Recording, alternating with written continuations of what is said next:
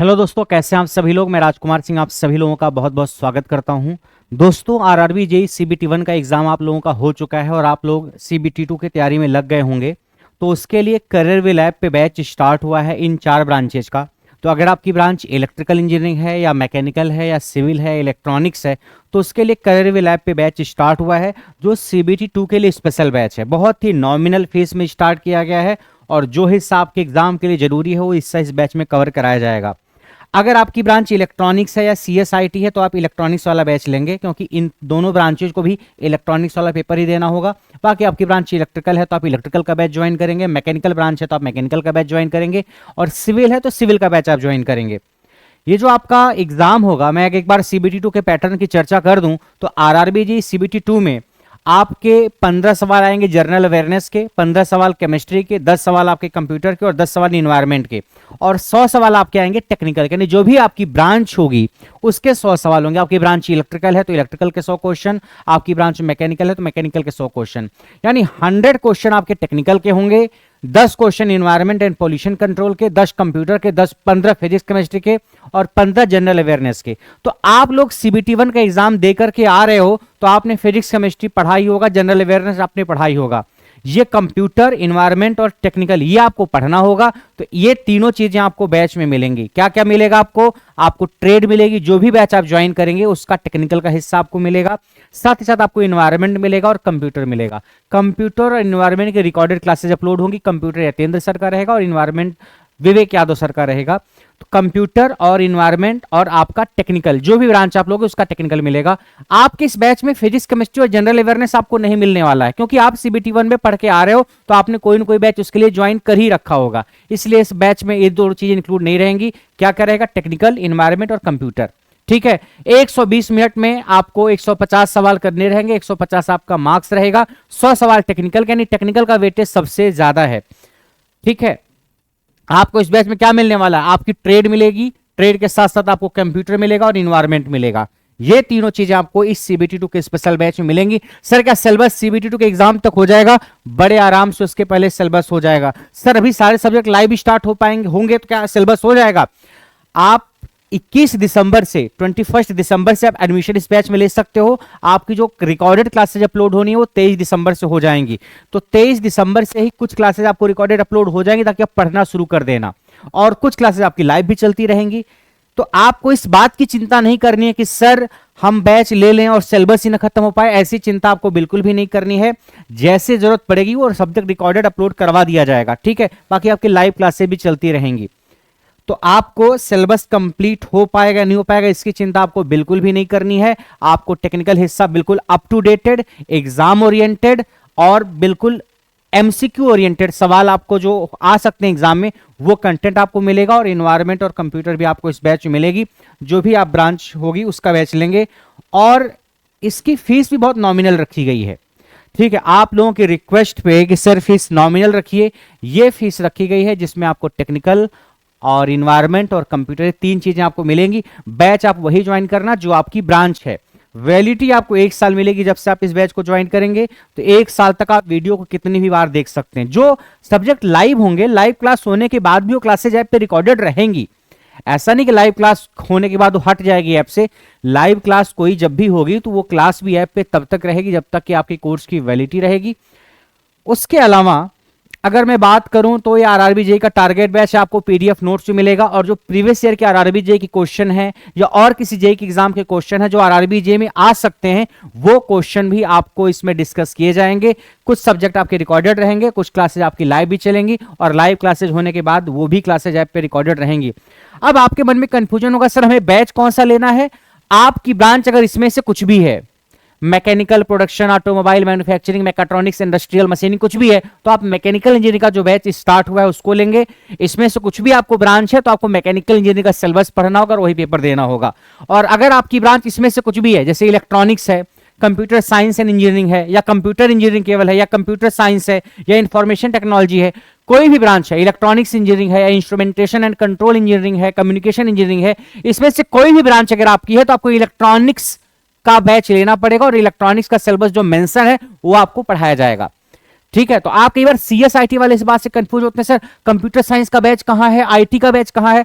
Computer science हो, चाहे IT हो, चाहे इलेक्ट्रॉनिक्स हो, सबको एक ही पेपर देना होगा आरआरबी जेई के लिए। इसमें से कोई भी ब्रांच अगर आपकी होगी तो आप इलेक्ट्रॉनिक्स की एलाइड ब्रांच में काउंट किए जाएंगे, और इलेक्ट्रॉनिक्स का जो सिलेबस होगा वही सिलेबस आपको पढ़ना होगा। उसमें C++ वगैरह है सिलेबस में, तो आपको डिटेल में पढ़ाया जाएगा।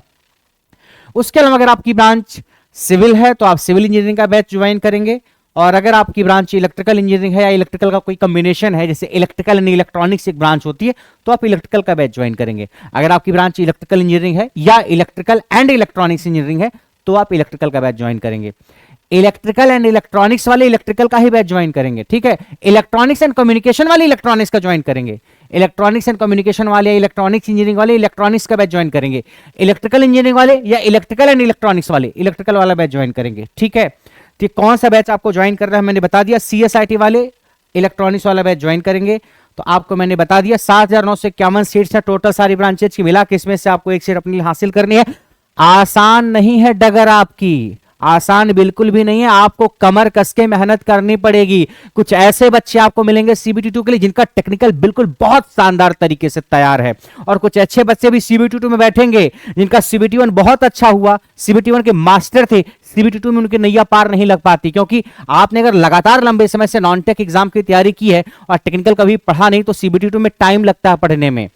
आरआरबी जेई का जो टेक्निकल है इतना आसान भी नहीं है जितना आप समझते हो कई बार कि सर ऊपर ऊपर से आ जाएगा, इतना ऊपर ऊपर से नहीं आएगा। आरआरबी जेई के सवाल अब ठीक ठाक लेवल के आने लगे हैं, तो आपको टाइम लगेगा पढ़ने में, तो आपको सीरियसली पढ़ाई को करना है ताकि जो 100 नंबर टेक्निकल का हिस्सा है उसको आप कर पाओ, जो भी आपकी ब्रांच है, ठीक। एज आपकी 18 से 36 साल है, आप डिप्लोमा करिए हो या बीटेक किए हो, दोनों लोग अलाउड हैं। पेपर दोनों का एक ही आएगा। आपने से इलेक्ट्रिकल से डिप्लोमा किया है, इलेक्ट्रिकल से बीटेक आपने किया है, पेपर एक ही आएगा, वही डिप्लोमा वाला भी पेपर देगा, वही बीटेक वाला भी पेपर देगा। उसके बाद आपका डीवी वगैरह मेडिकल वगैरह जो होता है वो तो होगा। फैकल्टीज की मैं बात करूं तो इलेक्ट्रिकल की जो फैकल्टीज होंगी, देखो कंप्यूटर यतेंद्र सर का, एनवायरमेंट विवेक यादव सर की रहेगी। इलेक्ट्रिकल में जो आरआरबी जेई का सिलेबस है वो मैं यानी मेरा नाम राजकुमार सिंह, मैं कवर कराऊंगा। इलेक्ट्रिकल में आरआरबी जेई में 5-6 सब्जेक्ट ही आते हैं, जैसे नेटवर्क, मशीन, पावर कंट्रोल और power system, measurement, UW, estimation, costing, basic electronics, thyristor वगैरह, ठीक है। जो भी 6-7 सब्जेक्ट आते हैं, हम आगे की वीडियोज में सिलेबस पे डिस्कशन करेंगे। आज हम सिलेबस की डिटेल चर्चा नहीं करेंगे, आप देख लोगे, या नेक्स्ट वीडियो में सिलेबस की चर्चा करेंगे। इलेक्ट्रिकल की फैकल्टीज में मेनली आपके टेक्निकल में राजकुमार सर, मैकेनिकल की फैकल्टीज में आलोकनाथ झा सर रहेंगे, हिमांशु मारवा सर रहेंगे और बिकी सर रहेंगे। बहुत शानदार फैकल्टीज तीन की तीनों हैं। सिविल की फैकल्टीज की बात करो तो योगेश सर, आलोकनाथ झा सर, हिमांशु मारवा सर, अपूर्व सर और प्रभात सर, ये सारी फैकल्टीज सिविल ब्रांच की रहेंगी बेहतरीन। और इलेक्ट्रॉनिक्स की फैकल्टीज की बात करो तो अविनाश त्रिपाठी सर, राजकुमार सर और विकास सर, ये फैकल्टीज आपके रहेंगे किसके, इलेक्ट्रॉनिक्स ब्रांच के, ठीक है। तो ये जो बैच है आपका बिल्कुल अप टू डेटेड और समझाया इस तरीके से गया है कि आपको बहुत आसानी से चीजें समझ में आ जाएंगी। दूसरा सवाल आपके मन में रहता है सर लैंग्वेज क्या होगी इस बैच की।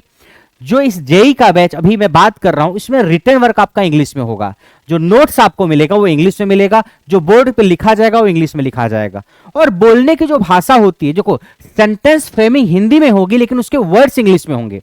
जिसमें ऐसे बोलूंगा कि ट्रांसफॉर्मर एसी पे काम करता है, तो ट्रांसफॉर्मर इंग्लिश वर्ड है, ट्रांसफॉर्मर की हिंदी में नहीं बोलूंगा परिणामित, या एसी की हिंदी में नहीं बोलूंगा कि प्रत्यावर्ती धारा, ठीक है।